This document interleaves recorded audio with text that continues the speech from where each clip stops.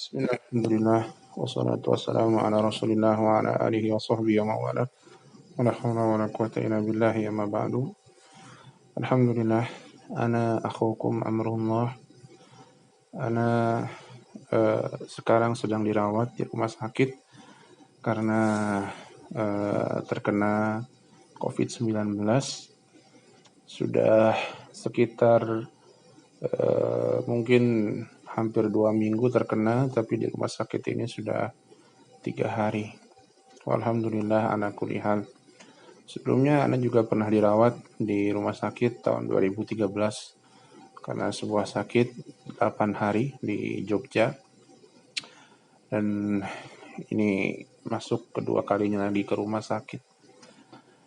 Ana nggak pantas sebenarnya untuk memberikan nasihat, tapi karena diminta oleh guru kami yang kami sayangi, kami cintai karena Allah, beliau Ustadz Farid Qasim Anus hafizahullah ta'ala, maka kami mencoba untuk berbagi pengalaman atau sedikit nasihat bagi diri kami dan semua kawan-kawan yang mungkin juga sedang sakit, baik isolasi mandiri di rumah atau yang dirawat di rumah sakit atau mungkin sakit yang lain. Semoga Allah Subhanahu wa taala memberikan kesembuhan. Yang paling penting adalah ketika yang Anda rasakan ketika sakit, isilah kita waktu-waktu sakit tersebut dengan kegiatan-kegiatan, dengan kebaikan-kebaikan, dengan amal soleh. Karena di antara hikmahnya adalah waktu sakit itu menjadi waktu luang bagi kita. Kita punya banyak waktu untuk bisa beramal kebaikan yang mungkin tidak bisa kita lakukan ketika sakit karena kita sibuk berusaha, mungkin ngajar, mungkin jualan, mungkin bekerja dan lain sebagainya dengan segala kesibukan kita.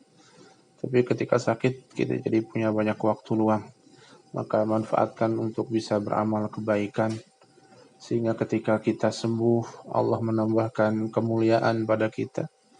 Dan kalaupun kematian menjadi takdir kita, maka mudah-mudahan bisa menjadi kematian yang husnul khatimah. Di antara amal soleh yang kita mesti atau yang bisa kita lakukan dan yang paling besarnya adalah amalan hati. Amalan hati agar kita benar-benar menyandarkan hati kita hanya kepada Allah Subhanahu wa taala. Tawakal kepada Allah ketika sakit. Demikian pula kita berhusnudzon kepada Allah ketika Dia menguji kita dengan sakit, bahwa Allah ingin mengampuni dosa kita dan Allah bukan ingin sedang menyusahkan kita. Tidak. Allah ingin agar kita kembali kepadanya. Demikian pula agar kita bisa berharap kepada Allah Subhanahu wa taala. Berharap banyak-banyak berharap kepada Allah untuk kesembuhan kita dan kebaikan diri kita dan keluarga. Demikian pula kita ihtisab, mengharapkan ganjaran dan pahala dari Allah Subhanahu wa taala. Ini yang paling penting, amalan hati. Karena ketika amalan hati ini baik, maka semua akan baik. Tapi ketika buruk, maka semuanya jadi buruk. Kemudian yang lainnya dan yang juga penting adalah menjaga amalan-amalan wajib yang harus kita lakukan. Seperti sholat misalnya. Kita tetap harus sholat ketika sakit. Di sana ada kemudahan-kemudahan. Tidak bisa berdiri, bisa duduk. Tidak bisa duduk, bisa sambil berbaring. Tidak bisa wudu, bisa tayamum. Demikian pula misalnya bisa seorang yang perlu istirahat mungkin dia menjamak sholatnya sehingga dia bisa gabungkan antara duhur dengan asar atau maghrib dengan isya dan lain sebagainya. Jaga amalan-amalan wajib ini ketika kita sakit. Juga banyak berdoa kepada Allah, sebuah ibadah yang agung dan ibadah yang besar. Berdoa kepada Allah Subhanahu wa taala. Allah mengatakan ud'uuni astajib lakum. Berdoalah kepadaku dan aku pun akan mengabulkan doa kalian. Banyak berdoa kepada Allah agar Allah menyembuhkan sakit kita dan Allah mengampuni dosa-dosa kita. Dan doa apapun juga. Dan di antara doa yang mustajab adalah doanya orang-orang yang sakit. Mudah-mudahan karena umumnya orang yang sakit ini hatinya lemah dan dia berharap kepada Allah Subhanahu wa taala, maka Allah pun mudah dalam mengabulkan doa orang-orang yang sakit. Demikian pula yang lainnya adalah agar kita mencoba memilih amalan-amalan yang mudah dan senang kita lakukan untuk mengisi waktu-waktu kita. Banyak yang suka baca Quran, banyak-banyak membaca Quran, sehingga kebaikan-kebaikan terus mengalir. Kemudian bisa juga misalnya nonton kajian ya yang bermanfaat, bisa juga sholat sunnah misalnya, bisa juga membaca-baca buku yang bermanfaat, buku-buku Islam, atau membaca nasihat-nasihat dari para ustadz kita, dari para dai, dari para ulama, atau berzikir kepada Allah Subhanahu wa taala, menggerakkan lisan kita terus. Atau mungkin bagi orang yang suka menulis kebaikan, kemudian nanti bisa dikasihkan kepada ustadz dulu mungkin untuk dicek, kemudian nanti bisa disebarkan kepada yang lain. Isi waktu kita untuk kebaikan-kebaikan yang mudah dan kita senang untuk melakukannya, atau selang-seling kita lakukan kebaikan-kebaikan tersebut.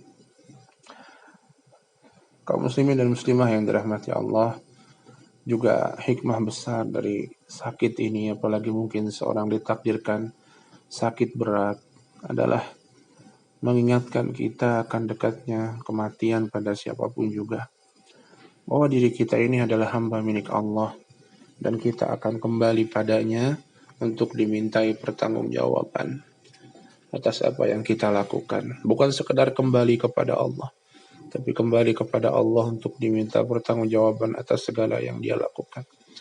Maka siapkan itu semua, dan di antara persiapan kita adalah banyak istighfar dan bertaubat kepada Allah, dan di antara persiapan kita juga di antaranya adalah memohon maaf kepada hamba-hamba Allah yang mungkin kita ada kesalahan, kita ada kezaliman dan kekurangan-kekurangan kita. Mungkin itu saja yang bisa kami sharing pengalaman kami dalam menghadapi sakit yang pernah kami hadapi. Mudah-mudahan bermanfaat. Jazakallah khairan pada Ustadz kami, Ustadz Farid Qasim. Semoga Allah memberikan kesehatan pada beliau. Semoga Allah memuliakan derajat beliau. Semoga Allah memberkahi waktu, umur beliau, keluarga beliau, dan harta beliau. Semoga Allah Subhanahu wa taala memberikan kesembuhan kepada yang sakit, menambah kemuliaannya, dan kepada yang diberikan kesehatan, semoga Allah menjaga kesehatan kawan-kawan sekalian di atas kebaikan dan ketaatan kepada Allah Subhanahu wa taala. Amin ya rabbal alamin. Wallahu taala a'lam bissawab. Barakallahu fikum jami'an. Wassalamualaikum warahmatullahi wabarakatuh.